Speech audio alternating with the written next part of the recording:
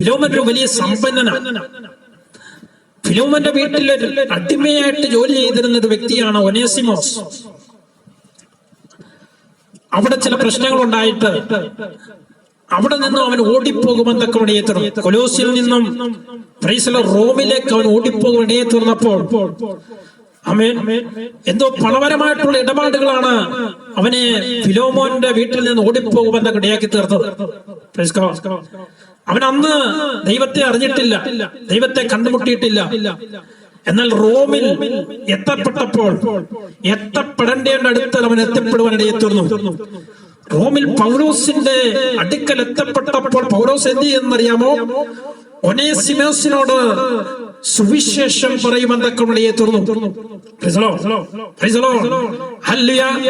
പൗലോസിന് ഒരു വ്യത്യാസവുമില്ല. കാരാഗ്രഹത്തിലാണെങ്കിലും വരുന്നവരോട് സുവിശേഷം പറയും.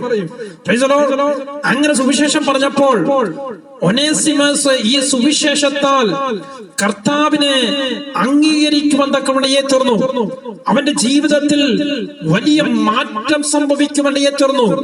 ഇന്ന് പകൽക്കാലം എത്ര വലിയ പാപിയായിരിക്കുന്ന വ്യക്തിയായിരുന്നാലും അവന്റെ മനസ്സിനെ മാറ്റം വരുത്തുവാൻ കഴിയുന്ന ഒന്നത്ര ഈ സുവിശേഷം. അടിമ ഫിലോമോന്റെ വലിയ അടിമത്തത്തിൽ അല്ലെങ്കിൽ ആ വീട്ടിലെ അടിമ വേല ജോലി ചെയ്തുകൊണ്ടിരുന്നവൻ ഒരു പ്രയോജനമില്ലാത്തവനായിരുന്നു, ആർക്കും പ്രയോജനമില്ലായിരുന്നു. പക്ഷെ ദൈവം അവനെ വിളിച്ചു വേർതിരിക്കും ഇടയെ തീർന്നപ്പോൾ അനേകർക്ക് പ്രയോജനമുള്ള ഒരു പാത്രമാക്കി ദൈവം അവനെ തീർത്തു. ഇന്ന് പകൽക്കാലം ഈ സുവിശേഷത്തിന് ചെവി കൊടുക്കുവാൻ നാം തയ്യാറാകുമ്പോൾ, ദൈവവചനത്തിന് ചെവി കൊടുക്കുവാൻ തയ്യാറാകുമ്പോൾ, ഇത് അനേകരെ രൂപാന്തരപ്പെടുത്തുന്ന വചനമാ, അനേകരെ വിടുവിക്കുന്ന വചനമാ, അനേകരെ രക്ഷിക്കുന്ന വചനമാ. അങ്ങനെ അവന്റെ ജീവിതത്തിൽ, ഒനേസിമോസിന്റെ ജീവിതത്തിൽ മാറ്റം വന്നപ്പോൾ അവൻ ഇപ്പൊ എപ്രകാരമായെന്നറിയാമോ? അതാ നാം വായിച്ച വാക്യം.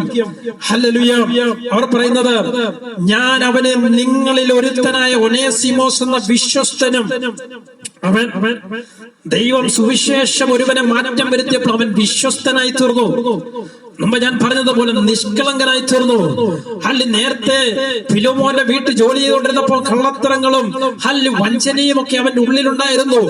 എന്നാൽ കർത്താവിനെ കണ്ടുമുട്ടിയപ്പോൾ, അവൻ സുവിശേഷം അവന്റെ കാതുകളിൽ മുഴങ്ങിയപ്പോൾ അവന്റെ രൂപത്തിന്, അവന്റെ ഭാവത്തിന്, അവന്റെ സ്വഭാവത്തിന് മാറ്റം വന്നു.